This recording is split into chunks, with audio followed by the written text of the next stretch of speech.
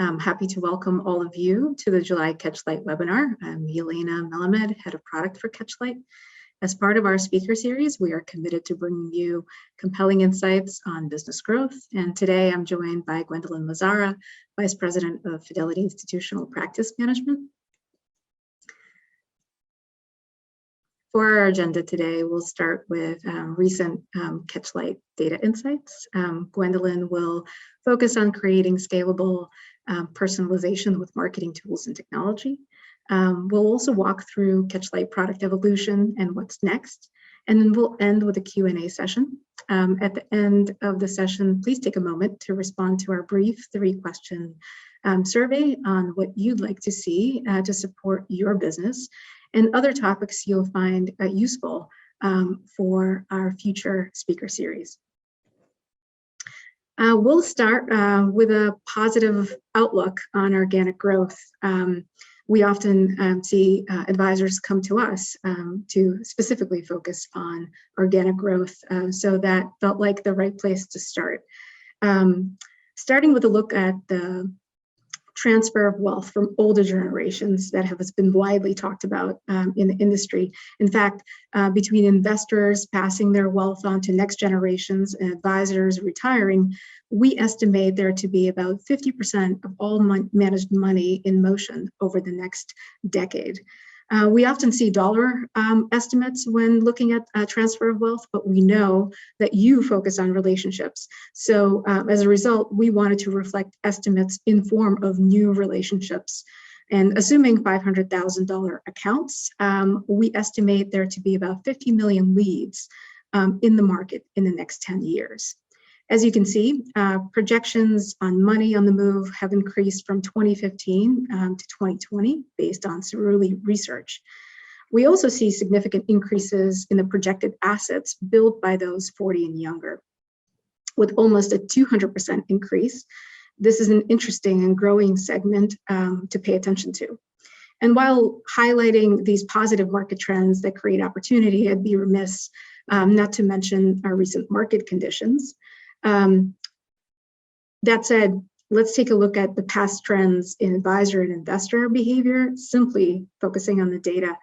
Blue trend line here is demonstrating Google search history for wealth management practice growth done by advisors, which has slowly but consistently increased. Where the red trend line is the investor searches for advisor partnerships, which has continued to increase much more aggressively, as you can see, with a trend up, and the spikes around market corrections when investors experience uncertainty. So across these three trend areas, we can see a significant opportunity when it comes to organic growth. New client acquisition costs, as you know, looking at Michael Kitz's research, average just about $3,000 on a per client basis when factoring in both marketing spend and advisors' time. And a new $500,000 client represents a 10,000 NPV when you maintain that relationship for just 7 years. So making most efficient acquisition tools, data, and process allows for improved margins to really build up from there. Let's take a look at the Catchlight insights across our user universe. This quarter, we see a median lead funnel of about 207 leads, and the majority, not surprisingly, is in the retiree segment. On average, we see about 4 to 5 conversions on a per advisor basis in the last quarter. So congratulations to all of you. That's exciting news. While some of the following metrics are driven by where the advisors we work with spend their time and what markets they focus on, we thought it would be interesting to share that fewer than 3.8% of current leads across our user base are in the high net worth and ultra high net worth wealth segment. Most are in the middle market, and based on the demographics we see, all, or the majority, excuse me, are focused on being engaged with in a digital way. What's great is this intersection between organic growth with generational wealth transfer, market uncertainty, intersected with maturity of data and AI. And Martech optionality is a great segue to introduce today's speaker, Gwendaline Mazzara. Gwendaline, I'll pass it to you. Great, thanks, Yelena. And hello, everyone. So my name is Gwendaline Mazzara, and I'm part of the Practice Management and Consulting Group at Fidelity Institutional.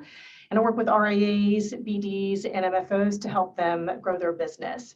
So Bob Harris is absolutely right about leveraging big data for more targeted marketing activities. And we're actually in the early innings of AI-driven marketing tools like Catchlight that can help advisors engage with clients across the entire lifecycle. So whether that be generating more qualified leads and serving up customized content based on client behavior in real time, or chatbots on websites that manage routine questions more effectively. So these sets of tools collectively are called Martech, or marketing technology, and I'll be covering this today. They've been more broadly adopted across other industries and are gaining momentum now with advisors. For the first time last year, the Wealth Management Industry Awards, or Wealthies, actually introduced a Martech category. So over the last year, the wealth management industry has actually been making some great strides in allocating more resources to marketing. We've seen firms hiring heads of marketing and spending anywhere between 6 to 10% of revenue on marketing. But there are still a few challenges, as highlighted here by the recent Broadridge benchmarking study. So you'll notice that 86% of those surveyed lack the time to focus on marketing, nor feel confident in developing a marketing strategy. Now, the good news is that marketing technology can actually serve as a catalyst for many of the challenges listed here, and it can really help free up advisors' time, deliver ROI, and enable more impactful client engagement and prospecting tactics. So why is there a growing focus now on Martech? So it's really a combination of, you've got the groundswell of marketing activity in our industry, which I'm going to go through in the next slide, coupled with the pace of information flow is just simply becoming untenable. And I would actually add potentially a competitive disadvantage for many advisors and firms, as highlighted here by IT.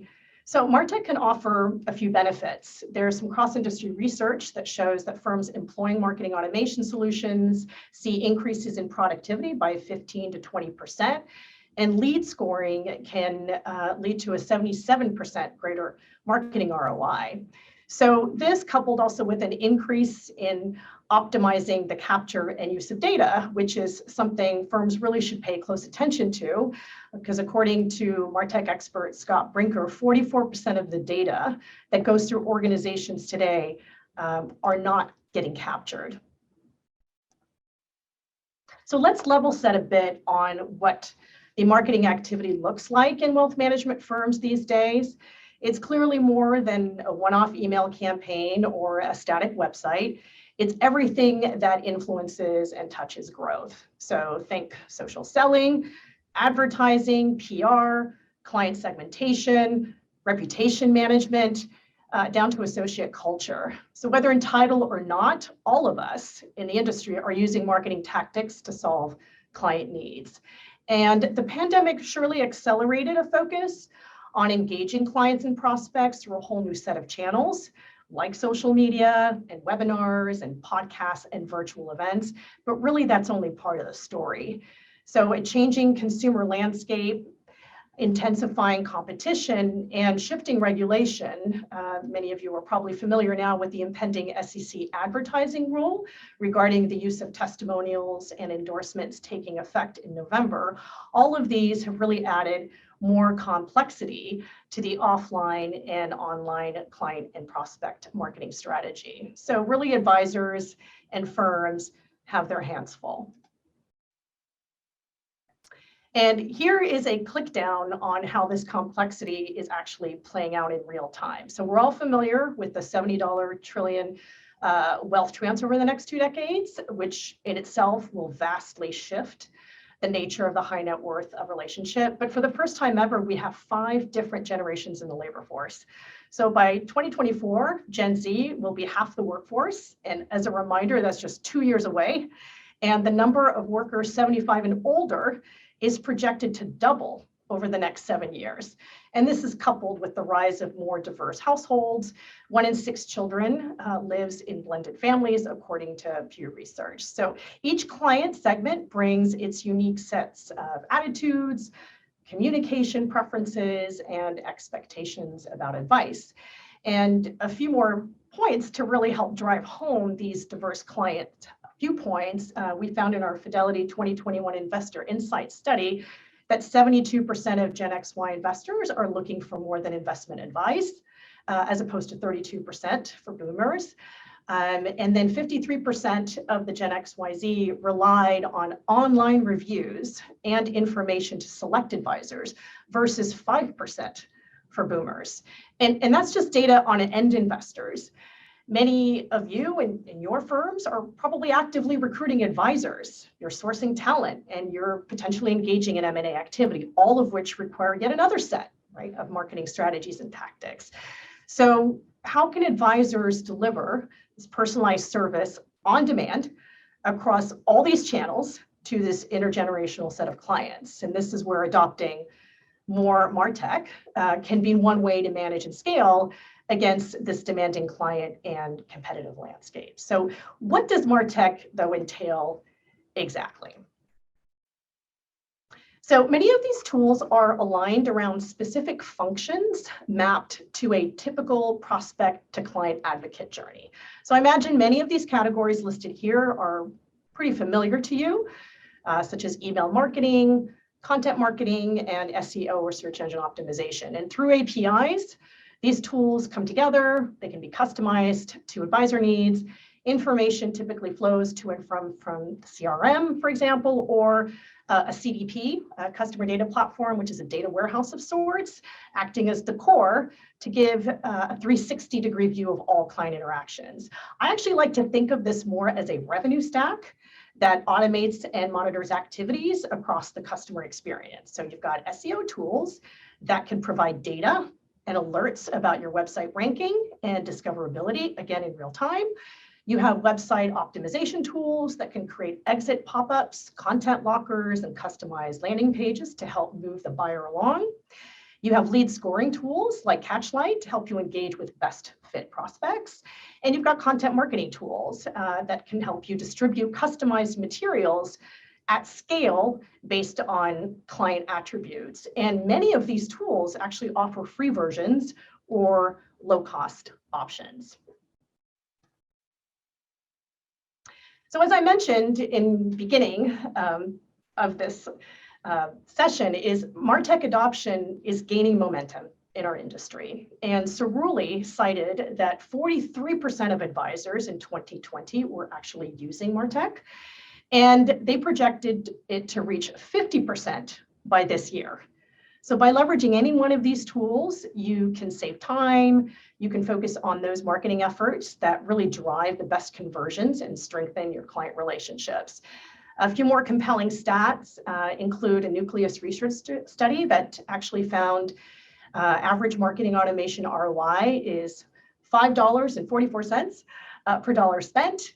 Constant Contact found that segmented emails, again, through the leverage of email automation, makes readers 50% more likely to click on a link within the email. So it really is proving to be a great catalyst for productivity and growth.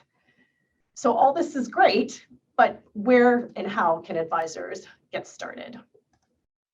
So foundational to buying any technology tool, first is really taking a moment to ensure that you are clear on your target client, your firm story, and value prop. So from there, you can start drilling down, right? Think about your business and marketing objectives and try to frame it within a typical buyer journey. And then prioritize 1 or 2 areas and subsequent tactics that you can use to reach those objectives in a scalable way. So for example, do you need to focus on capturing leads across multiple channels and being able to score them? Do you want to be more discoverable online? Do you want to scale the onboarding communication process for your clients, especially if you have multiple offices across the country? Maybe you want to communicate more frequently with clients, but in a more segmented and personalized way based on their portfolio, their planning goals, etc. And the most important thing here too is to remember that this process is iterative. You can implement solutions in a phased approach, so you can walk before you run. The second approach, once you have the foundations in place, is audit your current processes today. Think about your tool set, try to see if there's any opportunity to consolidate and integrate your existing platforms, figure out where your data sits and see if there is any deduping that needs to happen, again, before you adopt new tools. So if you want to optimize your leads, as an example, walk through the process today from beginning to end. What's working? What's not working? What tools are you using now? How does the data flow in and out of your current CRM? Where are the gaps? And who's trained on these tools? And you can customize your Martech stack any way you'd like.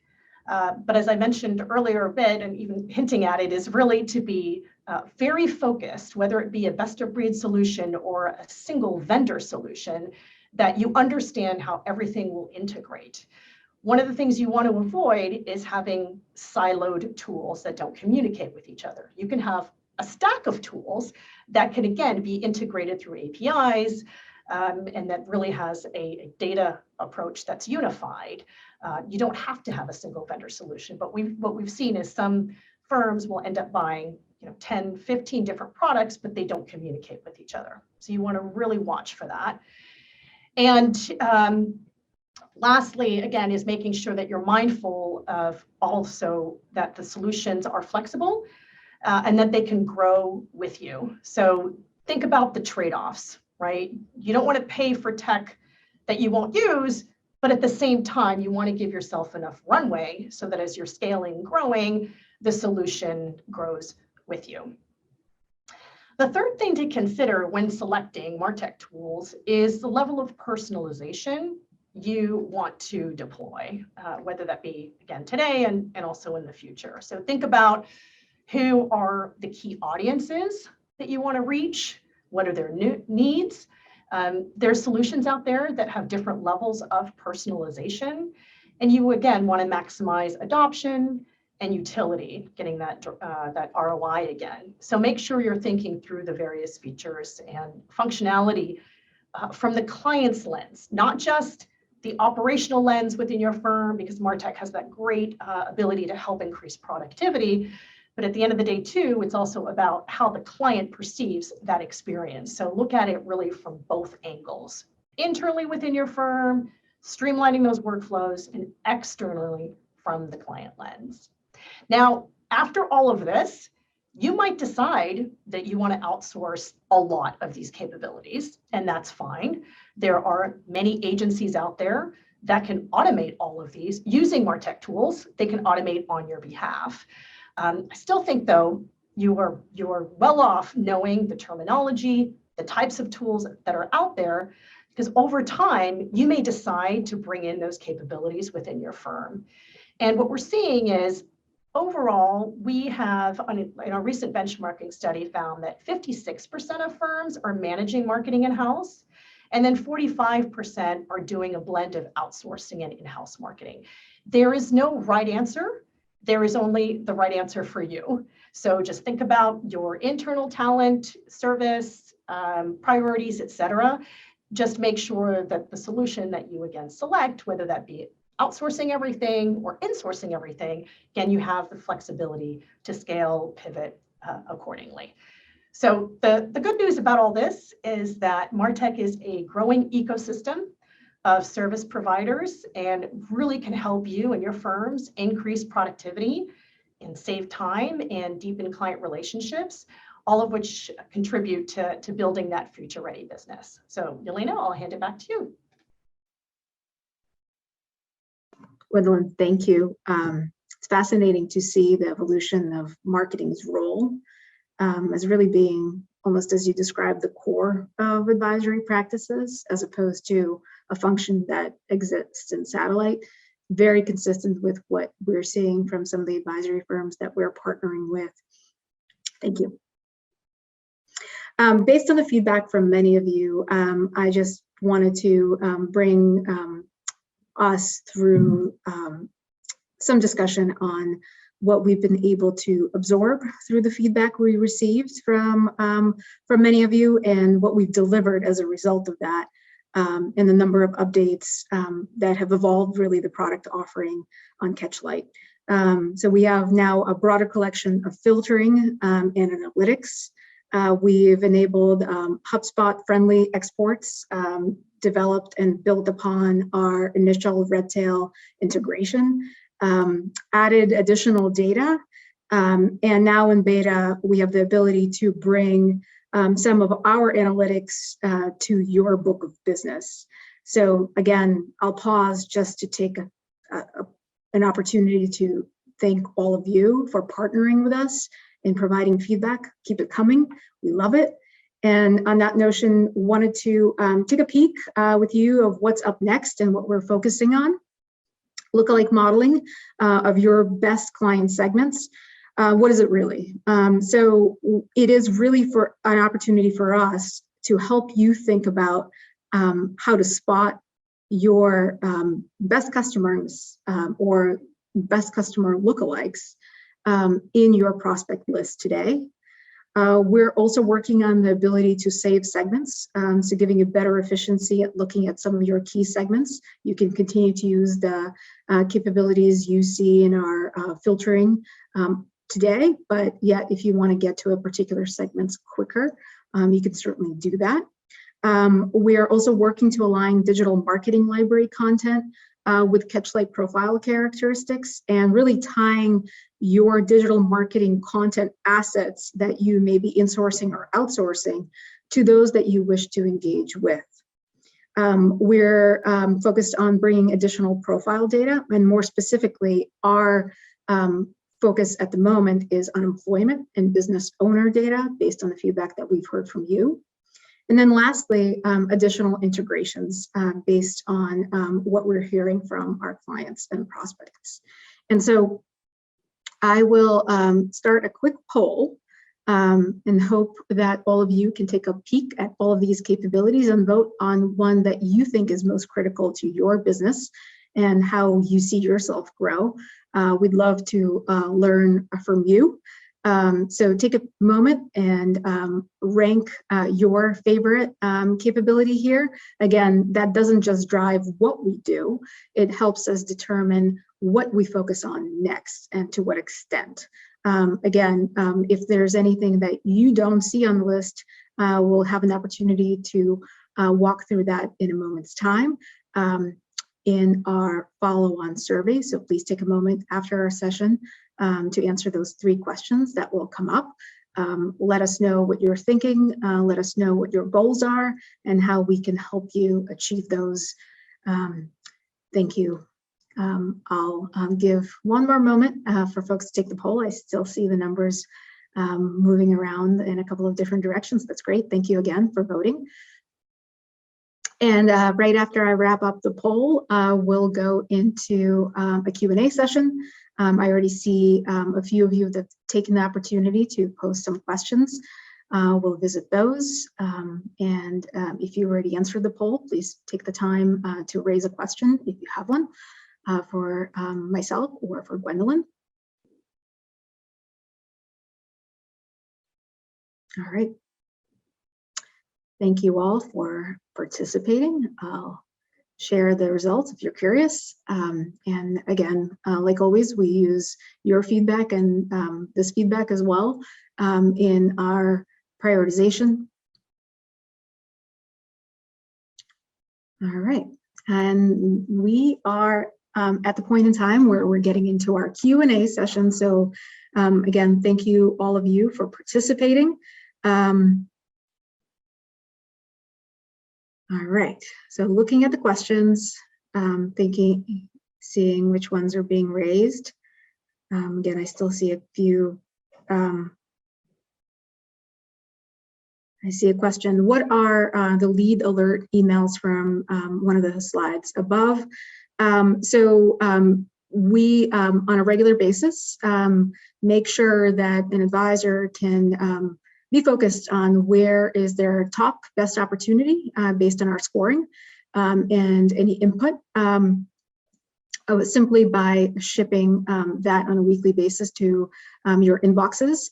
Some of you have been very dedicated readers, so thank you. Hopefully that's proving useful. And some of you have yet to take opportunity to use those.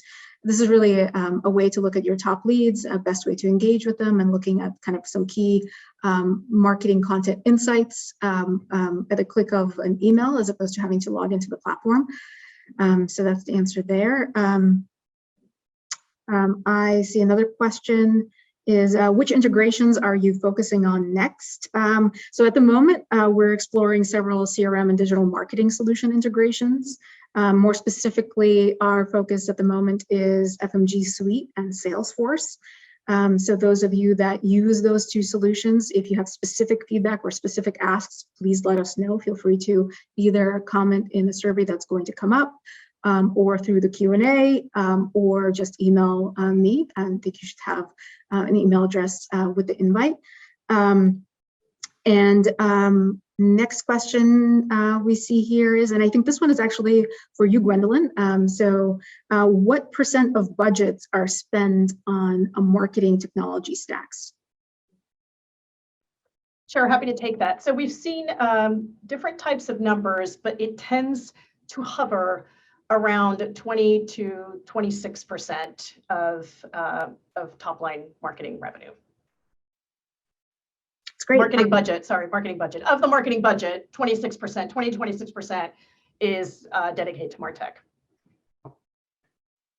Great, thank you. There's another one, I think, for you. Wouldn't it be easier to outsource all marketing? Yes.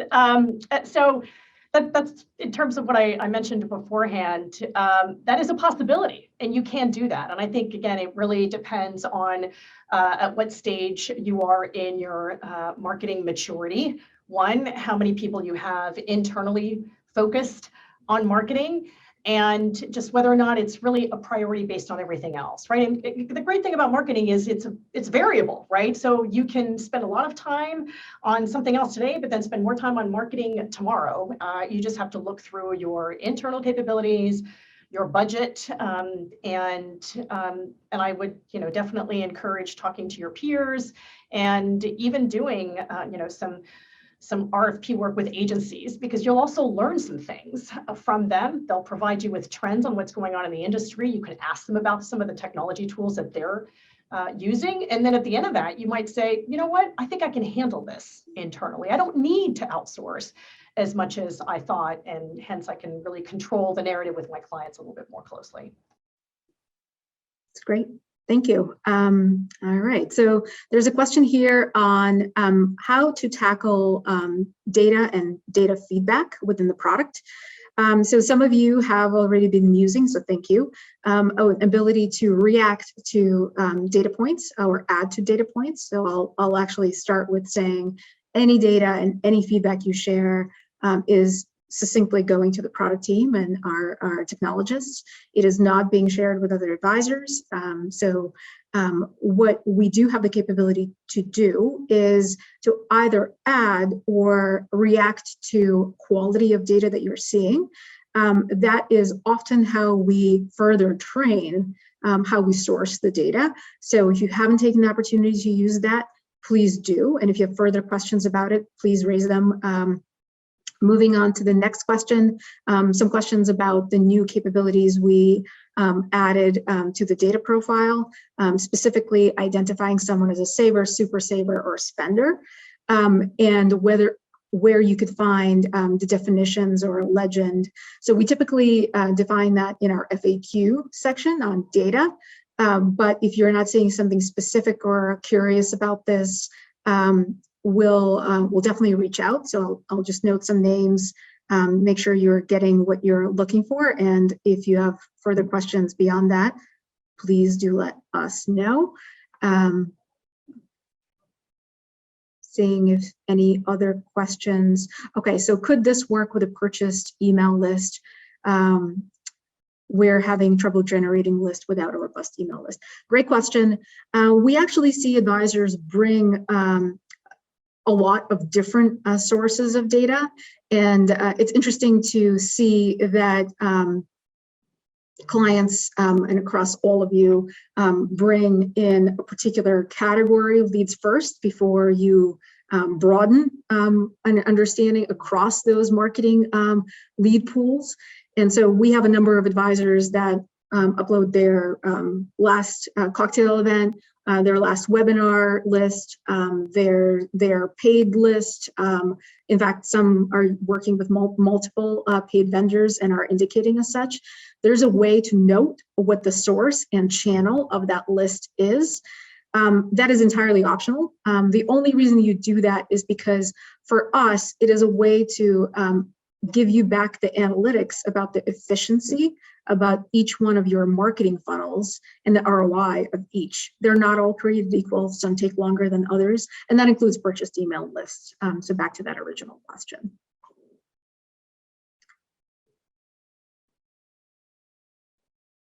All right, well, thank you all. I see that questions are pretty much all addressed. I'll give folks a moment to see if there are any others.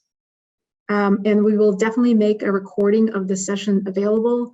Thank you for joining. Thank you for the feedback. Please take a moment to take our 3-question survey. If there is anything that we need to learn about you, anything that we haven't captured in terms of the product roadmap, please let us know. We're looking forward to our further partnership and obviously to bring you more of these speaker series. Again, Gwendaline, thank you for your time and presentation. Thank you for having me. All right, bye-bye.